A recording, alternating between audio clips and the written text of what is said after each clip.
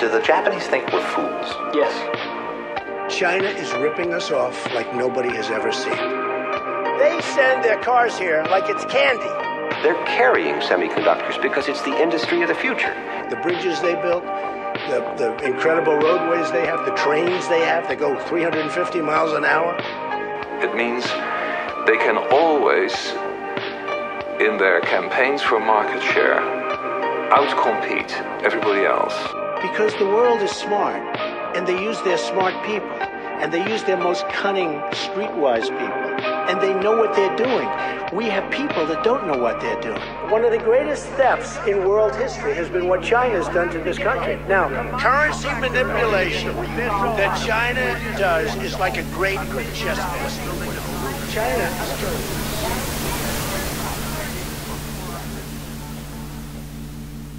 is Japanese robots, Korean professional gamers, Chinese electronics, Indian IT companies. Not only are Asians often associated with technology, but we are also seen as harbingers of the future. How did things become this way? And who stands to benefit? This film is an attempt to answer these questions. Nothing's new under the sun. Everything that we have now is tied to the past. And so Asian people are always seen as terms of technology and science because, Asia is the birthplace of the great civilizations that people, attribute to astronomy, mathematics. We're talking the Persian Empire, the Chinese, Japan, India. These are massive civilizations that are way ahead of Europe for a long time. So, around 18th, 19th century, Asians were still seen as skilled labor, And so this is way before Silicon Valley and anything else. Asians have always seen as skilled labor and racially above black slaves and native and aboriginal people. So there is an association with Asians with tech skills long before the rise of digital technology. But what's happened in the intervening years is, the return of Hong Kong to China, a whole influx of Hong Kong Chinese to both the U.S. and Canada, kind of through the 90s, culminating in 1997. The rise of China as a serious economic force, like since the opening of China, since Deng Xiaoping and all of that, right? I guess all of that stuff was going on while we were doing Yellow Peril, but its consequences are really, have unfolded kind of through the start of the new millennium and are continuing to unfold now. If the futuristic and technological aspects of how people see Asians were sealed long before the 21st century, then how does that refract back on us in the present? Are Asians present?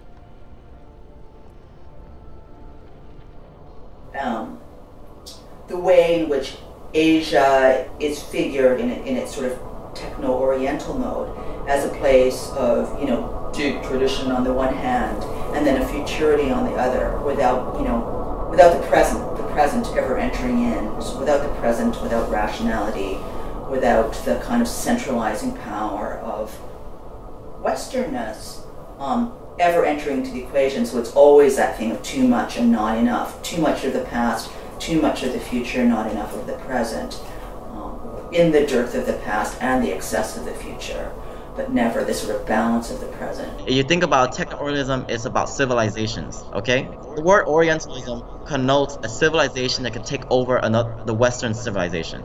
Orientalism is just the idea that, Asians are somehow mysterious, exotic, inferior, or different, or even advanced. And it encompasses so much. Asians are both advanced and they're also backward. They're skilled and they're smart, but they're not creative and they're not that brilliant. It encompasses so much. But the techno really adds the fact that there's a science and technology dimension to all these things. If you say Asians are smart, they're smart in what? They're smart in math. They're smart in engineering. They're smart in computer science. So it's not like they're just different and they just work harder. They work harder in certain aspects, and the Techno-orientalism highlights that. The Techno-orientalism continuation of everything that Said said about Orientalism as the kind of other of the West, as the outside, the thing against which the West defines itself against. Western cultures, however, are not the only ones imagining Asians as technological. do Asian countries, especially powerful ones like Japan and China, like to portray themselves, or even others, in the same way? I mean, the East and the West was a dichotomy that comes from colonialism. We can't use that so much anymore today. It's not that clear with the West and the East, especially countries that have so much capital and power. You can't call them just like a passive Eastern society that's under the subjection of Western society. Yeah, so which countries are part of Western hegemony? Which countries have, catered to and adopted Western, economic reforms and ways of educating? You can be Asian and also a techno-orientalist. You can also be Japanese and actually, play into those actual stereotypes. Like Japan actually doesn't mind, playing with these ideas of Japanese as high tech. In the eyes of Asian companies, the Orient of Latin America is the way they Asian male capitalists perceive Latin American women, and specifically Mexican women, as docile, passive, fast workers to do microchip assemblies. Compared to the masculine, the feminine has always been coded as other, perverse, weak, and exploitable. It seems that this is no different when talking about Techno-orientalism, or Asians as technology. Well, Asian men are a big chunk of the digital industry, right?